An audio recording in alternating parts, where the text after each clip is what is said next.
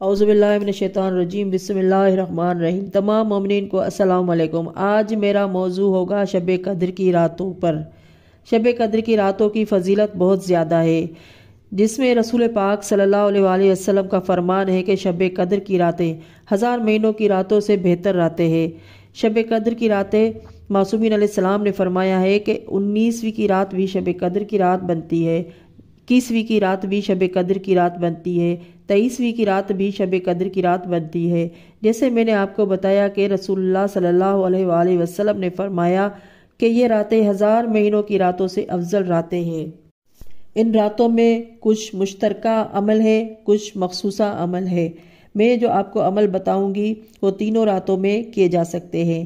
سب سے پہلے جو عمل بتاؤں گی وہ سب راتوں میں کرنا ہے، تینوں راتوں میں یہ عمل ہے اور عمل مشترکہ ہے۔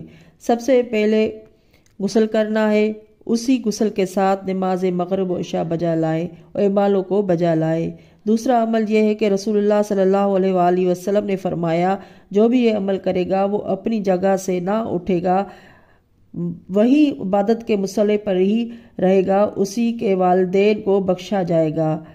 اور سب سے پہلے 2 رکعت نماز ہے۔ سورہ الحمد کے بعد 7 مرتبہ سورہ اخلاص پڑھنی ہے۔ نیت کرنی ہے کہ نماز شب قدر کی نیت کرتی ہوں یا کرتا ہوں، اور پہلی رکعت میں سورہ الحمد کے بعد 7 مرتبہ سورہ اخلاص، اور دوسری رکعت میں بھی الحمد کے بعد 7 مرتبہ سورہ اخلاص پڑھنی ہے، اور قرآن شریف کو آگے سامنے رکھ کے دعا پڑھنی ہے۔ جو خصوصی کتب میں اعمال آتے ہیں آپ وہاں سے دیکھ لیں، اور قرآن شریف کو پھر اپنے اوپر سر پہ رکھ کے دعا مانگنی ہے۔ تیسرا عمل زیارت امام حسین علیہ السلام کی ہے، اور زیارت امام حسین علیہ السلام کی فضیلت میں 2 رکعت نماز ہدیہ امام حسین علیہ السلام کو کرنا ہے، اور اس کے بعد زیارت وارثہ پڑھنی ہے۔ اور امام حسین علیہ السلام کی اس رات میں زیارت پڑھنے کی بہت زیادہ فضیلت آئی ہے۔ تینوں راتوں میں آپ 2 رکعت نماز پڑھ کر زیارت امام حسین علیہ السلام، زیارت وارثہ پڑھ سکتے ہیں، اور 2 رکعت نماز امیر المومنین بجا لانی ہے۔ 2 رکعت، پہلی رکعت میں الحمد کے بعد 50 مرتبہ سورہ اخلاص، اور دوسری رکعت میں بھی الحمد کے بعد 50 مرتبہ سورہ اخلاص پڑھنی ہے، جو ہدیہ کرنی ہے حضرت امام امیر المومنین علی علیہ السلام کو۔ اس کے بعد 2 رکعت نماز رسول خدا صلی اللہ علیہ وآلہ وسلم نماز فجر کی طرح پڑھنی ہے۔ سورہ الحمد کے بعد 15 دفعہ سورہ قدر پڑھنی ہے، اور پھر رکوع میں سبحان ربی العظیم پڑھ کے 15 مرتبہ سورہ قدر پڑھنی ہے، اور پھر سجدے میں بھی 15 مرتبہ سورہ قدر پڑھنی ہے، اور اٹھ کے بیٹھنے سے اور 15 دفعہ سورہ قدر پڑھنی ہے۔ دوسری رکعت میں بھی سورہ الحمد کے بعد 15 دفعہ سورہ قدر پڑھنی ہے، اور رکوع، سجود اور قیام میں سورہ قدر پڑھنی ہے۔ اس کے بعد شب بیداری کرنی ہے۔ ہر مومنین پر لازم ہے کہ شب بیداری کرے۔ معصومین کا ارشاد ہے جو شخص بھی ان راتوں میں شب بیداری کرتا ہے، خالق کائنات اس کے گناہ چاہے ریت کے ذروں کے برابر بھی کیوں نہ ہو، چاہے آسمانوں کے ستاروں کے برابر بھی کیوں نہ ہو، اس کے گناہ بخش دیے جاتے ہیں۔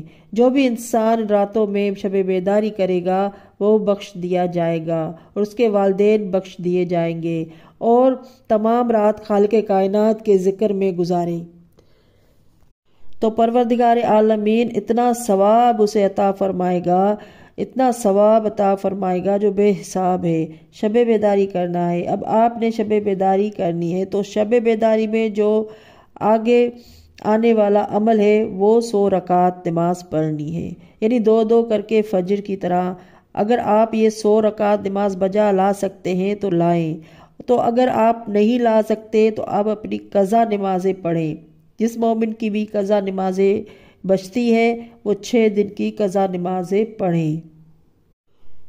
اگر نہیں پڑھنی قضا نمازیں تو 100 رکعت نماز 2 کر کے اس شب کو، تینوں شبوں میں 19ویں، 21ویں، 23ویں شب کو 100 رکعت نماز ادا کریں۔ اور دوسرے بھی بہت سارے اعمال ہیں۔ اگر رات بچتی ہے، اگر ٹائم ملتا ہے تو دعائے ندبہ کی تلاوت کریں، دعائے جشن کبیر پڑھیں۔ تینوں راتوں میں دعائے جشن کبیر کی بڑی فضیلت آئی ہے کہ پورے ماہ رمضان مبارک میں 3 مرتبہ دعائے جشن کبیر پڑھنی چاہیے، اور اگر شب قدر کی راتوں میں 19ویں، 21ویں، 23ویں کی راتوں میں دعائے جشن کبیر کوئی انسان پڑھتا ہے تو پروردگار عالمین اسے بخش دیتا ہے، اس کے والدین کو بخش دیتا ہے، اور اس کے تمام گناہ کبیرہ گناہ صغیرہ بخش دیتا ہے۔ اور دوسرا عمل ہے قرآن کی تلاوت کثرت سے کرنا ہے، یعنی قرآن شریف کی تلاوت کرنی ہے، کثرت سے کرنی ہے۔ اگر ٹائم ہے تو نماز جعفر طیار ادا کرنی ہے۔ جو مومن چاہے کہ نماز جعفر طیار ادا کرنا ہے تو کرے۔ خدا کا شکر ادا کرنا چاہیے کہ ہمیں شب قدر کی راتیں نصیب ہوئی ہے۔ لیلۃ القدر کی وہ راتیں ہیں کہ اس کی جو بھی مخلوق اللہ تعالیٰ کی ہے ان راتوں میں عبادت میں مشغول ہوتی ہے اور مصروف ہوتی ہے۔ ہر مخلوق اللہ تعالیٰ کی عبادت میں مشغول و مصروف ہوتی ہے، اور ہم تو اشرف المخلوقات ہیں، ہم انسان اشرف المخلوقات ہیں، اور اگر ہم اللہ تعالیٰ کی عبادت میں مشغول و مصروف نہ رہیں تو ہم بڑے گناہگار ہوں گے۔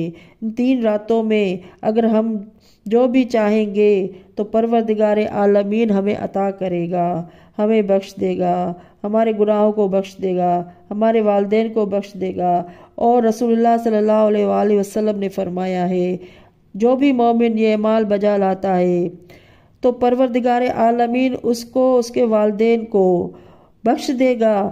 وہیں پر اگر وہ بیٹھا ہے اور وہ اعمال بجا لاتا ہے وہ اٹھنے نہ پائے گا، اور اس کے اعمال اس کے گناہ بخش دیے جائیں گے، اور پروردگار عالمین ہمیں اجر عطا دے گا۔ اللہم صلی اللہ محمد وآل محمد۔ ناظرین، میرا چینل سبسکرائب نہیں کیا ہے تو سبسکرائب کر لیں۔ اگلی ویڈیو تک کے لیے اللہ حافظ۔